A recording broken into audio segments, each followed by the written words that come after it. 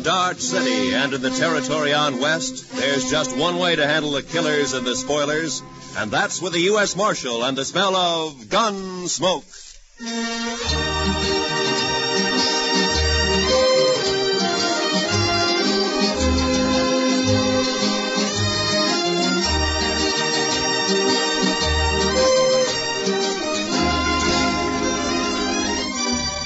Gunsmoke, starring William Conrad.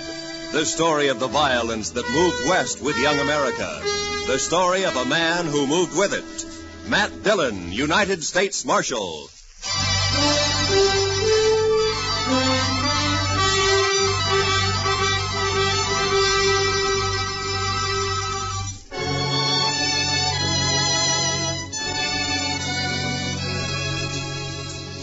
Everything was all right until about a mile north of the Cimarron.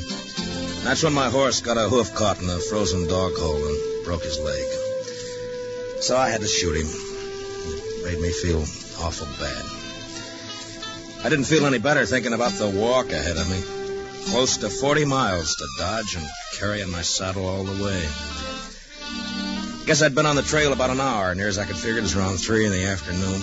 And I'd eased the saddle off my shoulders for a rest and a smoke. And that's when I saw the stranger riding up from the way I'd come. He was tall and thin, and his horse was taller and even thinner.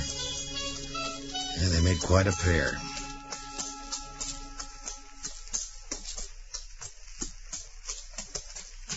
Hi.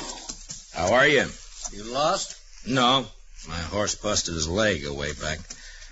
I'm on my way to Dodge. Oh, that's your horse, huh? I saw it. Yeah. On your way to Dodge, huh? Yeah, that's right. You got any more of that tobacco? Yeah, sure. Here you are. Thanks.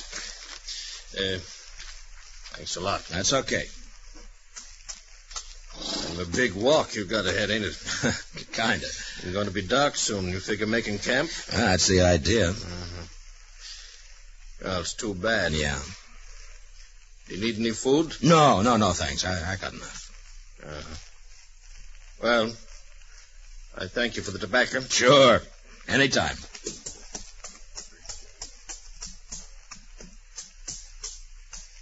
Hey. Yeah? Not saying this beast won't drop dead from the shock, but do you want to climb on behind? Save you a piece of boot leather for a while, anyway.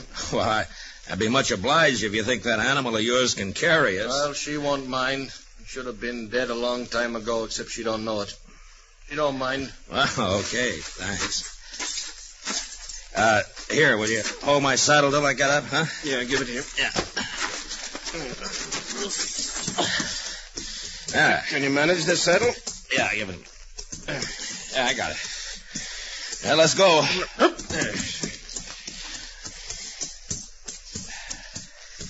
You heading for Dodge, too? Not in particular. Just north. Uh-huh. This beast will do about 10 knots with the wind behind her, but we ain't going to get more than 5 with this load. You ain't in no hurry, are you?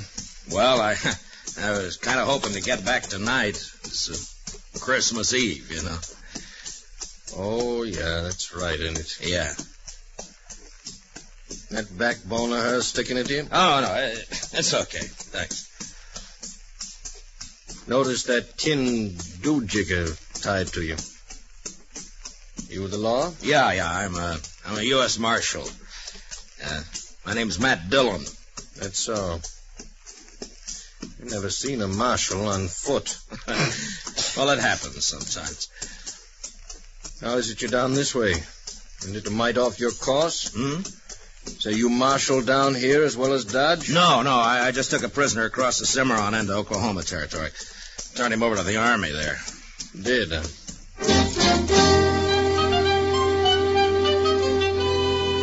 And then he shot up tight.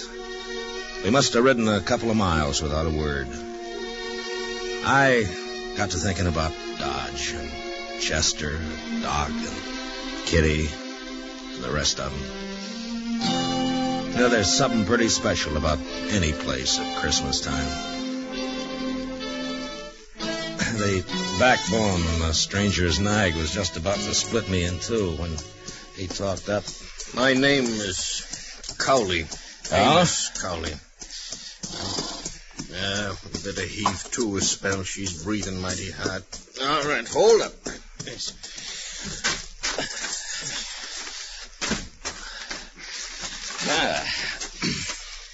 Yeah, it's getting a little chilly, isn't it? Yeah.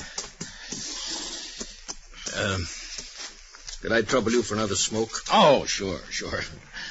Here you are. I thank you. Say, what's it like in Dodge? What? Dodge. Well, what's it like? Oh, it's like any other town, I guess. Pretty big, huh? Well, yeah, I guess so. Not so big as New York, though. Oh, no, not as big as that. You know, I haven't been in a big town now for more than 10 years. Oh, is that so? No. Been down the territories, drifting. Thought I'd move up north this time. Maybe go back east. So you're from the east, huh? Some time back. Say, what's it like? What? Well, Dodge, any town. At Christmas. Same as it used to be? Well, I guess so. What do you do? Well, it's the same as most people, I guess. What most people do at Christmas. Well, that ain't saying a lot. What are the folks like? And what does it look like? I just kind of like to know. Well, I don't know. Well, there's Front Street. That's most of Dodge right now. Of course, it's getting bigger all the time. Do you have any kids? No, I'm not married. Kids have fun Christmas. Yeah, they do. That's certain. And Dodge, they sometimes have a party for the kids a couple of days before Christmas. Kids like that. And then everybody gets feeling good, looking forward to Christmas Eve. Like last year.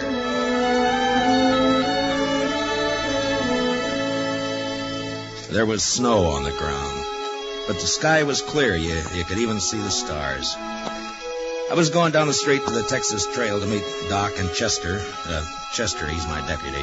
Doc's a doctor in town. We had some work to do later on in the evening. You could see the light shining behind the curtained windows, and almost everybody had a sprig of holly berries hanging up. They got some from the east a couple of days earlier.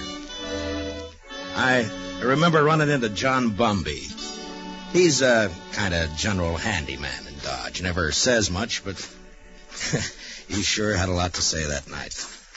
Oh, hello, Marshal. Oh, hi, John. A lovely night for Christmas Eve, isn't it? Yeah, it certainly is, John. Yeah. Pretty fine night. Peace on earth, goodwill to men. Mr. Dillon? Yeah, that's the way it should be, John. You know, Marshal, this is going to be quite a night for me. Yes, sir. Oh, is that so? Oh, yes, sir. Tonight, I'm asking Mrs. McNish to become Mrs. Bumby. What? Mm-hmm. Well, John, I didn't know that. Oh, I know it's been a mighty fast secret, but I'm popping the question tonight. Well, I wish you a lot of luck, John. Hey, I'll tell you what. Come by to the Texas Trail later, and we'll have a drink on it. Oh, I will. I really will, Marshal. You're good and kind, Marshal. Good and kind. Merry Christmas, Marshal Dillon. Merry Christmas. Well, the same to you, John.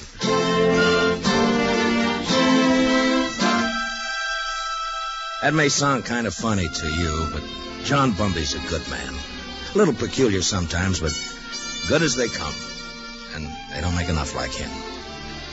Of course, most everybody in Dodge suspected Doc and Ms. McNish were sweet on each other.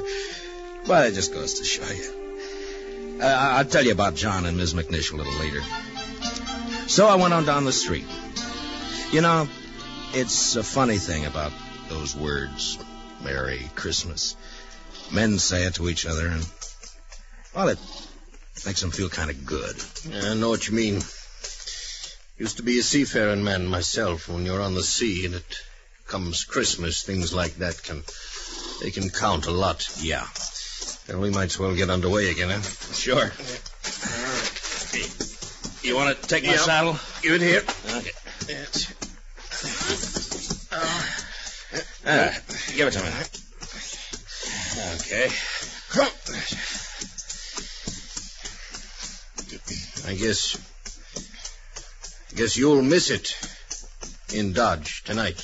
Won't you? Well, if you could get a little more out of this nag of yours, we might make it tonight. No, there's not a chance. She'll be on her beam ends pretty quick.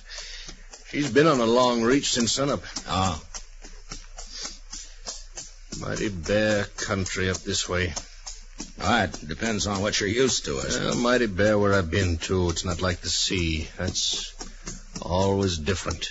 How come you left it? I always heard a sailor doesn't ever get it out of his blood. The sea? I guess you can get it out of your blood, all right. You got the right reason you can. Yeah, I guess so. Hey, you trying to get something out of me? Well, no. Get what? I would just remark. You want to ride with me? I don't want any talk about the sea. Well, you brought it up. Get it.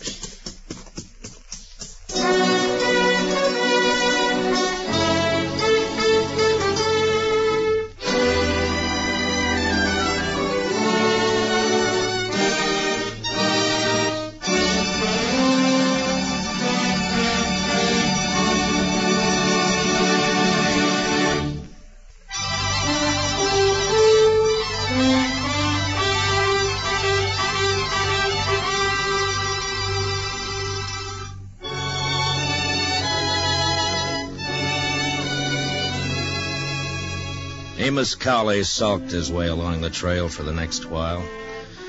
And then it was almost like he couldn't stand the quiet. Or maybe he had things on his mind. He turned his head. Go on. What? Go on. Tell me some more. Oh, about Dodge? Yeah. Well, I don't know. Well, you try some more, huh? Well, they got a little pine tree in the Texas Trail. Tree? Yeah, come down a long way from the north. Kitty Russell, she's a hostess in the Texas Trail. Well, she got a lot of ribbon and gewgaws and made it look real nice. That was last Christmas. And a star at the top? A star? Yeah. Yeah, I think so. It looked like a star, I guess. It sure looked pretty. And there was a difference in the place that day. Everybody was celebrating and feeling real good. The doors would swing open and somebody would come in and, maybe somebody you just knew to nod at, but because it was Christmas Eve, he'd come right up and say, hello. Oh, maybe that's a good reason, maybe not. I don't know. All right, I'll take it. Anyhow, it was still kind of early. Just wait your turn. Kitty and Chester were standing off looking at the tree. Hi, Matt. Good evening, Mr. Dillon. Hi, Kitty. Chester. How do you like it, Matt?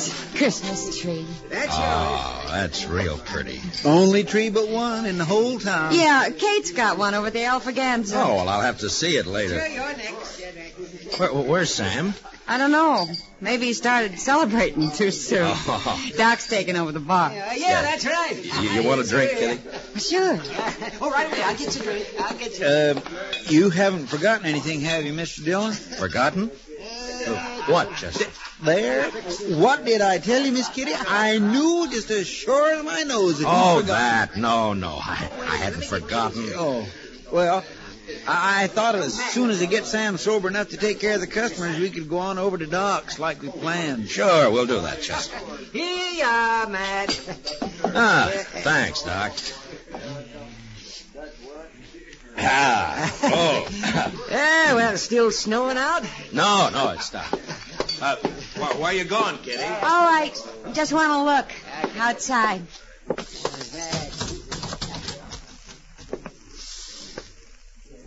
Oh, real pretty.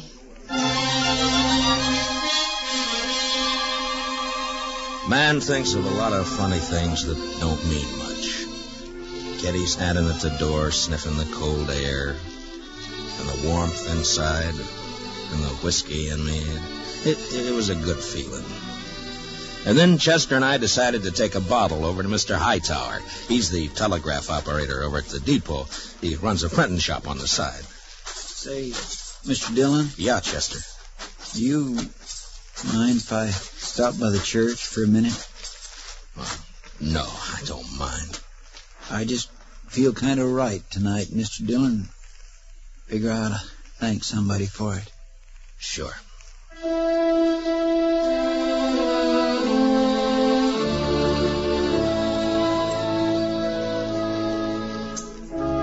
So we stopped by the church.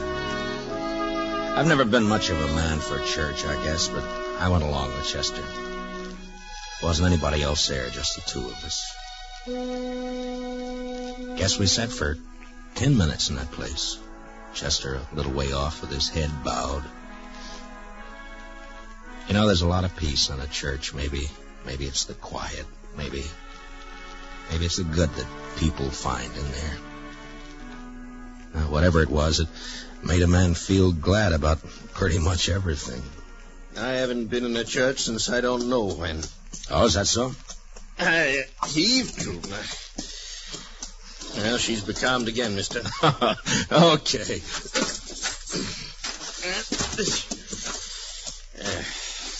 She sure wasn't built for it, I'll tell you. You ever see anything like that? She is kind of old, isn't she? I've had her going on 8 years. She hasn't changed a mite. Eats like a pig and looks like a four-legged mizzenmast. Smoke? Don't mind. Hey, what about that fella Hightower? Did you get that bottle to him? Oh, sure. Yeah, I guess it was lonely over in the depot all alone. He was glad for the company. There was a wood fire burning in the stove, but it didn't keep out the cold much.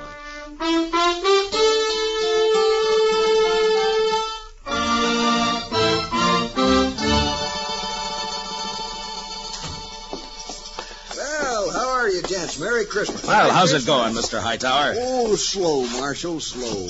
Bit of excitement about an hour back, though. That so? Yeah, 9:15 got stuck between here and Hutchinson. Lots of snow back there. They getting her out?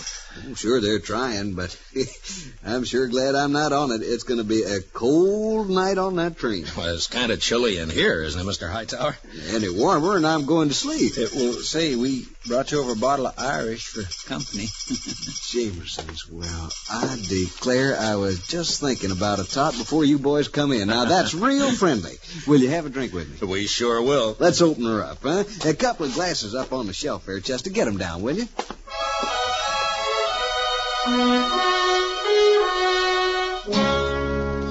I don't know if you get an idea about the folks in Dodge or not.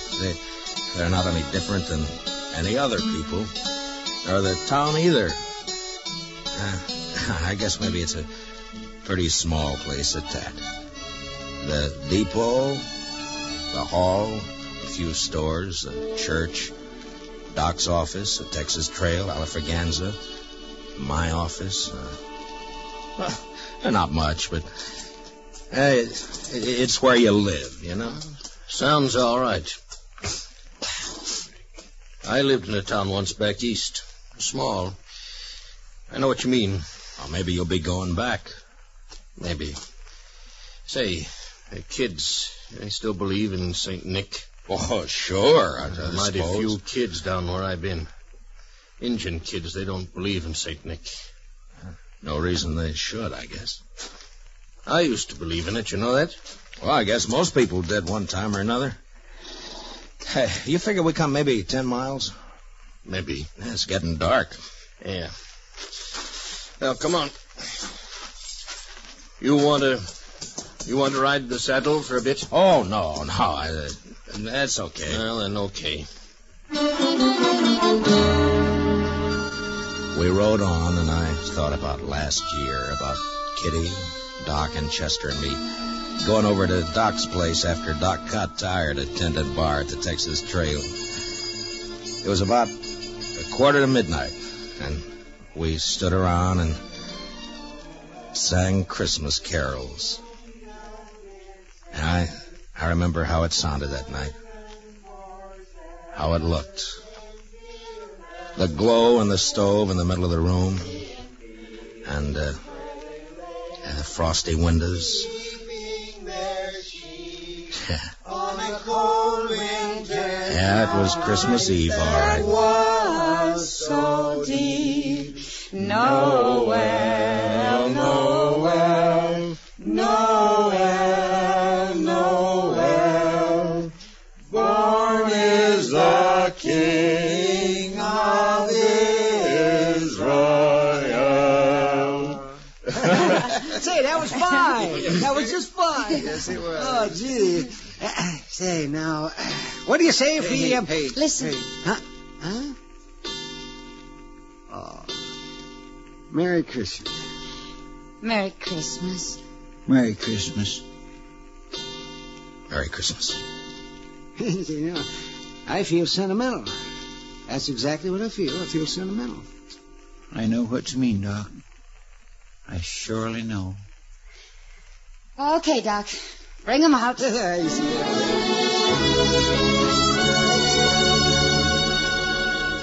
And I remember how Doc scuttled over to the bureau and brought out some packages.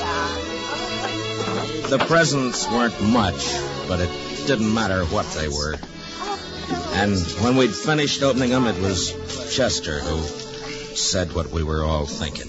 I just want to say, Miss Kitty, Doc, you, Mr. Dillon, I just want to say that this is the best doggone Christmas I ever had. And that's what I want to say.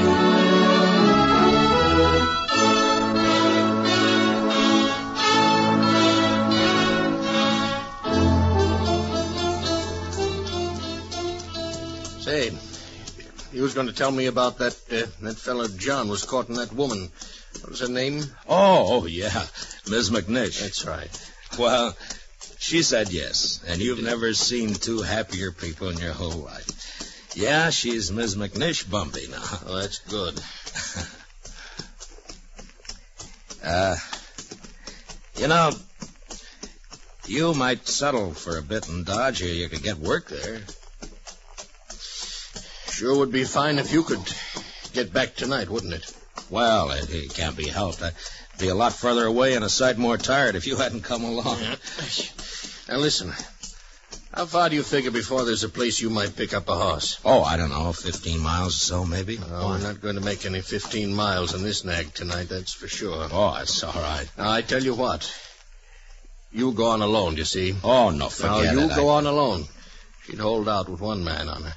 And then you get a fresh horse and you ride into Dodge tonight. Well, thanks. That's very I'm kind. telling you, I want you to go. I'll be fine. I've walked before. Probably make it almost as quick as you. Look, it's real nice of you, Mr. Cowley, but no thanks. Now, Christmas don't mean nothing to me. You got friends waiting for you. Well, I'll see them tomorrow. You're a fool. Well, that may be. All of them nice folks, you're going to make them feel pretty bad. Look, I'll stay. If you want to go on along, thanks for the ride. Well, might as well make camp then. I guess so. And listen, you want to tell me some more about what you was telling me before we turn in? Well, sure. I take it kindly, mister. I'll get yourself settled. I got some stuff in my pack we can eat and maybe get a fire going. Then after we eat, you can tell me some more.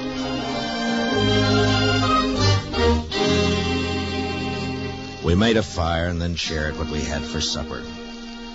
He seemed to soften up after that, and we talked for a couple or 3 hours.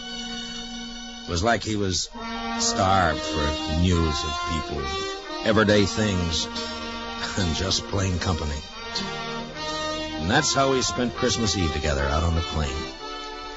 And then when the fire was dying down and I was about ready for sleep, he said, Marshal. Yeah? I want to tell you something. I've been needing to tell it for a long time. Do you mind? Well, of course I don't mind. Well, then I'll tell you. A few years ago, I was skipper of a little schooner. I used to sail up and down the East Coast, you know, Boston, New York. Yeah. Well, one night, we hit dirty weather off New Jersey. Real dirty. Blew us off course, and we piled up on the rocks and knocked the bottom out. That's too bad. There was 18 passengers aboard, Marshal. 4 of them was kids. We never saw them again. Oh. And my own wife, my kid, went down, too. I'm sorry. Well, now, something must have happened to me after that. I didn't want nothing to do with ships or the sea, and I started to drift out this way. I couldn't forget, though, do you know? And I didn't want to be near folks, especially kids, to remind me, do you know? Yeah. And that's how come I've been slewing around ever since. Sure, I understand. Just kind of wanted to get it off my chest. Sure. Marshal, I'd like to ride into Dodge with you tomorrow. You think I might meet some of them folks you was telling about? Oh, I don't see why not. That'd be all right. Maybe I wouldn't need to drift no more. Maybe I could, drop anchor, do you know? Yeah, you might at that. Yes. Well, good night. Good night. Merry Christmas, Marshal. Merry Christmas, Mr. Cowley.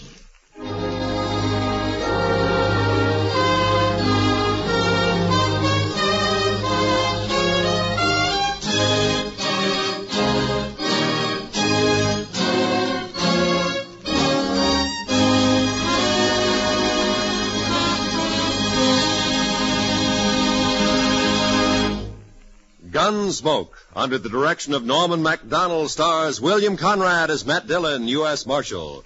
Tonight's story was specially written for Gunsmoke by Anthony Ellis, with music composed and conducted by Rex Corey.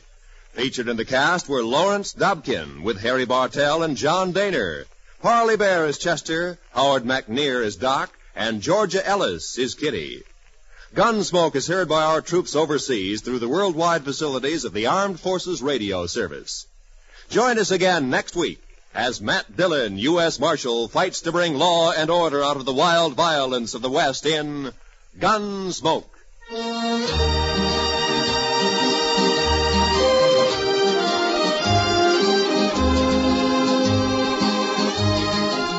Tomorrow night, Edgar Bergen's real-life daughter, Candy, pays him and you a visit on The Edgar Bergen Show with Charlie McCarthy. Candy and Charlie hit it off fine, but Edgar has cause to regret his hasty decision to invite his 6-year-old daughter into the show, especially when she starts throwing her voice. Sounds like fun tomorrow night on most of these same stations when CBS Radio presents The Edgar Bergen Show with Charlie McCarthy. This is Roy Rowan speaking. And remember, Eve Arden, as our Miss Brooks, teaches you how to laugh every Sunday on the CBS Radio Network.